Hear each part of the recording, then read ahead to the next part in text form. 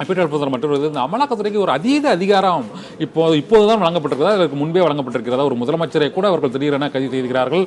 அமைச்சர்கள் மற்றும் பல்வேறு தரப்பினரையும் உடனடியாக அவர்கள் சோதனை நடத்துவதும், திரும்ப விசாரணைக்கு உட்படுத்துவதும், நள்ளிரவு வரை காலை வரை அந்த விசாரணைக்கு உட்படுத்துவதும், பின்னர் கைது செய்வதும் நடந்து கொண்டே இருக்கிறது. இதற்கு முன்பு ஒரு விசாரணை அமைப்பு ஒரு முதலமைச்சரை கைது செய்து அங்கு சிறையில் வைக்கக்கூடிய அளவுக்கு இப்போ ஜார்க்கண்ட் மாநிலத்தில் அந்த நிலைமை ஏற்பட்டிருக்கிறது. இதே போல இந்த அமலாக்கத்துறைக்கான அதிகாரங்கள் அது முறையாக அனைத்து தரப்பினருக்கும் அது முறையாக பயன்படுத்தப்படுகிறதா, இல்லது இப்போது குறிப்பிட்ட அளவுக்கு அதுக்கு கூடுதல் அதிகாரம் வழங்கப்பட்டு அதனை ஒரு கருவியாக கைப்பாவையாக பயன்படுத்துகிறார்கள் என்ற குற்றச்சாட்டு தொடர்ந்து வைக்கப்படுகிறது. இருந்த போதிலும் அத்தனை அதிகாரம் அந்த அமலாக்கத்துறை என்ற விசாரணை அமைப்புக்கு மட்டும் இவ்வளவு கூடுதல் அமைப்பாரம் அண்மை காலமாக இருப்பதற்கு என்னதான் காரணம்? அதாவது இந்த என்ஃபோர்ஸ்மெண்ட் டைரக்டரேட் என்பதும் இந்த பிஎம்ஆர்ஆர் ஆக்ட் என்பதும் ஒரு தனிப்பட்ட ஒரு நோக்கத்திற்காக, ஒரு குறிப்பிட்ட ஒரு செயல்பாட்டுக்காக உருவாக்கப்பட்ட சட்டங்கள், அமைப்புகள். அதாவது நாடு விட்டு நாடு கொண்டு வரக்கூடிய பண பரிமாற்றங்கள், மணி லாண்டரிங் என்று சொல்லப்படக்கூடிய போதை மருந்து தடுப்பு, தீவிரவாதம், இவற்றின் மூலமாக வருகின்ற பணத்தை ஒரு நாடு விட்டு நாடு கொண்டு வருவது, இதை போல மிக பயங்கரமான தேசத்திற்கு விரோதமான மோசமான குற்றங்களை அதை நடவடிக்கை எடுப்பதற்கும், அந்த குற்றவாளிகள் மீது அவர் குற்றவாளிகள் மேலும் குற்றம் செய்து விடாமல் தடுப்பதற்கும் இந்த சட்டத்திலே சில விசேஷமான அதிகாரங்கள் கொடுக்கப்பட்டிருக்கிறது.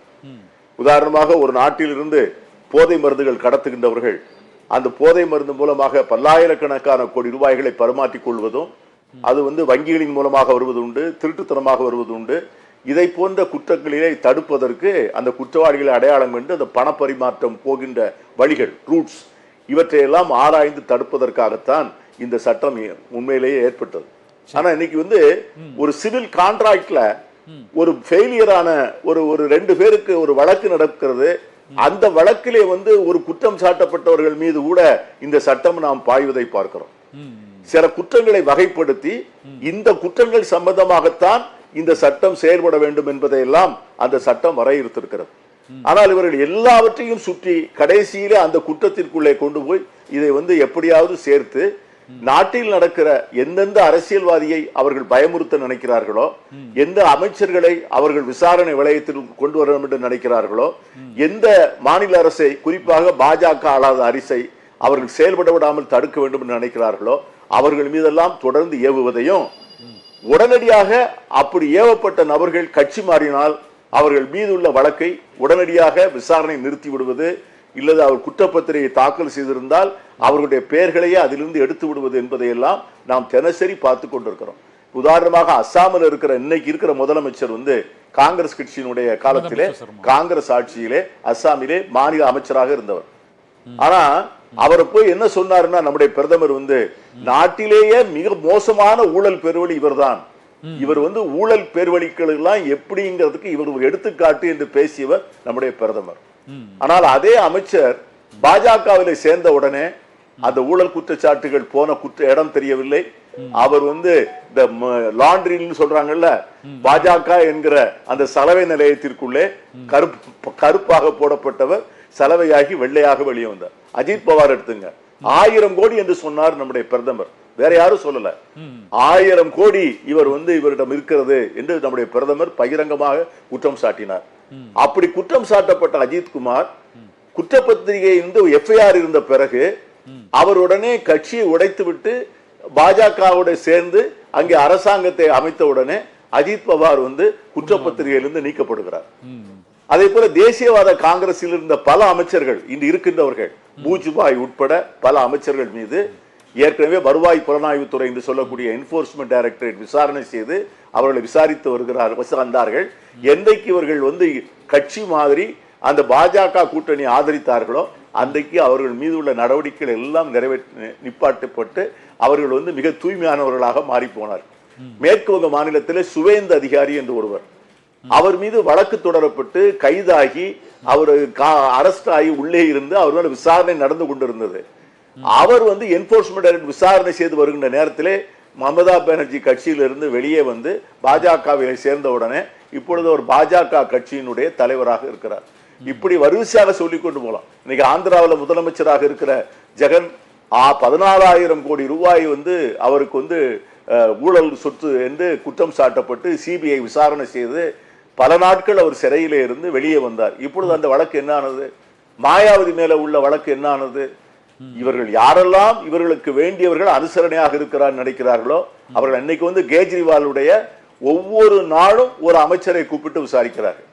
இன்னைக்கு ஜார்க்கண்ட்ல வந்து ஒரு முதலமைச்சரை வந்து இப்படி கைது செய்து அந்த கைது செய்த உடனே அந்த அரசை வந்து நிர்மூலமாக்க நினைப்பது.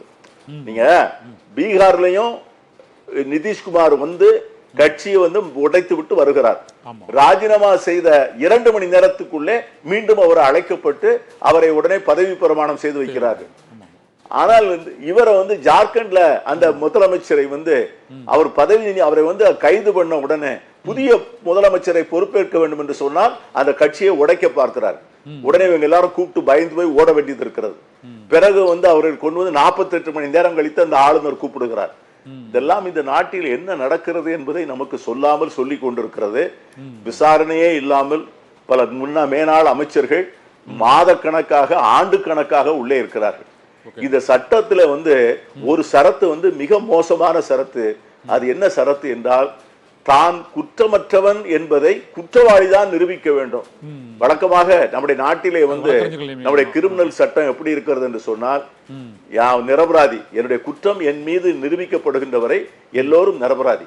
ப்ராசிக்யூஷன் என்று சொல்லக்கூடிய அந்த தரப்பினர் தான் ஒரு எதிரின் மீது உள்ள குற்றத்தை வந்து அவர்கள் தான் நிரூபிக்க வேண்டும். ஆனால் இந்த வழக்கிலே இதை வந்து ஜாமீன் கிடைப்பதையும் இவர்கள் ஒரு அமெண்ட்மெண்ட் மூலம் மிக கடினமாக ஆக்கி வைத்திருக்கிறார்.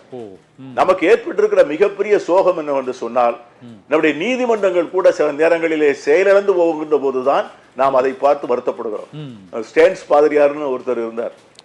லால்குடியை சார்ந்த ஒரு இயேசு சபை துறவி, 85 ஆண்டுகள் வயது, 45 ஆண்டுகளாக மலைவாழ் மக்கள் மத்தியிலே தங்கி அவர்களுக்காகவே வாழ்ந்து அவர்களுக்காகவே உழைத்து வருகிறவரை அர்பன் நக்சலைட் என்று சொல்லி கைது செய்து சிறையிலே அடைத்தார்கள். சிறையில் அடைக்கின்ற போது அவருக்கு வந்து பர்கின்சன்ஸ் டிசீஸ், அதாவது கை நடுக்க வியாதி என்று சொல்வார்கள். அதை போல வந்து ஒரு கப்பில் டீ எடுத்து கூட குடிக்க முடியாது. அவருடைய வழக்கறிஞர் கேட்டாரு, என்னுடைய கட்சிக்காரர் வந்து அங்கு தன்னுடைய மக்கள் மத்தியில போய் சாக வேண்டும் என்று விரும்புகிறார், அவருக்கு வந்து நீங்க பெயில் கொடுங்க, அவர் அங்க போய் இருந்து அவர் ஐசியூல இருக்கிறாரு, அவரை கொண்டு போனா அங்க போய் இறந்து போவாருன்னு நாங்க நினைக்கிறோம் அப்படின்னு சொன்னா உச்சநீதிமன்றம் ஜாமீன் கொடுக்கல. 4 நாள் கழித்து மீண்டும் எடுத்தார்கள். அப்பொழுது உச்சநீதிமன்றத்தில் மேலே இருக்கிற நீதிபதி கேட்டார், என்ன உங்க பெயில் அப்ளிகேஷன் என்ன ஆனது என்று கேட்டார். வாட் ஹேப்பன் டு ஒரு பெயில் அப்ளிகேஷன்? உடனே ஸ்டான்ஸ் பாதிரியோட வழக்கறிஞர் எழுந்து சொன்னார், we don't require it my lord. என்ன விஷயம்? my client is no more. இதை போல வந்து ஒரு இப்பொழுது சிசோடியா துணை முதலமைச்சர், டெல்லி மாநிலத்து முதலமைச்சர், அவருடைய மனைவி வந்து புற்றுநோயால் சாக கிடக்கிறார். சிசோடியா அவரை ஏறக்குறைய ஓராண்டு காலமாக வைத்திருக்கிறார். இப்போ நம்முடைய நீதிமன்றத்துல வந்து ஒரு நீதியரசர் வந்து அன்னைக்கு கேட்டாரு, கோர்ட்ல நல்ல கேள்வி கேட்டார்.